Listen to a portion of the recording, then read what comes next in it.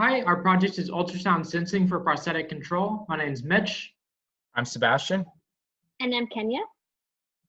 Current prosthetics encounter a 13.4% user rejection rate according to an NIH study. And one of the reasons cited for this was not enough control.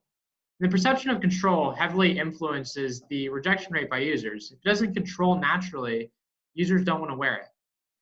What we're trying to do with this project is empower users to regain a normal life again. So the goal of our project is to demonstrate an increase of control in a hand prosthetic. And the medium at which we hypothesized would work best for this was ultrasound sensing, as opposed to the traditional use of EMG sensors, which are highly susceptible to crosstalk and signal attenuation and can only sense muscles that sit directly beneath the skin. Whereas with ultrasound imaging, we're provided a cross-sectional view of the muscles in the forearm in our case, and we're able to use that increased quantity of data to determine finger kinematics.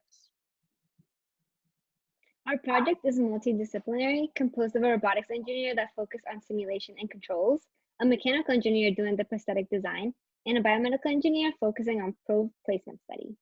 For our project, the team started with data collection, using the ultrasound machine and motion capture, following a certain testing protocol. In order to differentiate between different finger motions, we collected data with the probe at a 90-degree angle and a 45-degree angle, allowing us to find optimal probe orientation. The simulation created serves to allow for position control of fingers in 1 degree of freedom, and testing of machine learning models in comparison to the motion capture data. The simulation would prove effectiveness before manufacturing the prosthetic. The project consisted of designing a prosthetic that would work with a determined orientation of the ultrasound probe.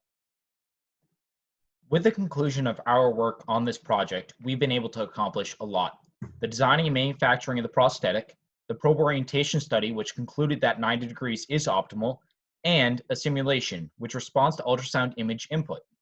This will help visually represent the project and aid in future testing. In an effort to help this project continue to succeed, we have also built a framework with our recommendations for the future to ensure that this project continues to develop and grow. With these outcomes, we were able to continue the process of empowering prosthetic users with the use of ultrasound sensing technology.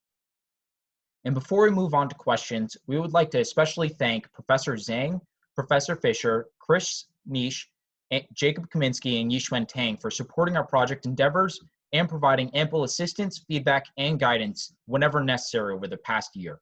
Thank you very much.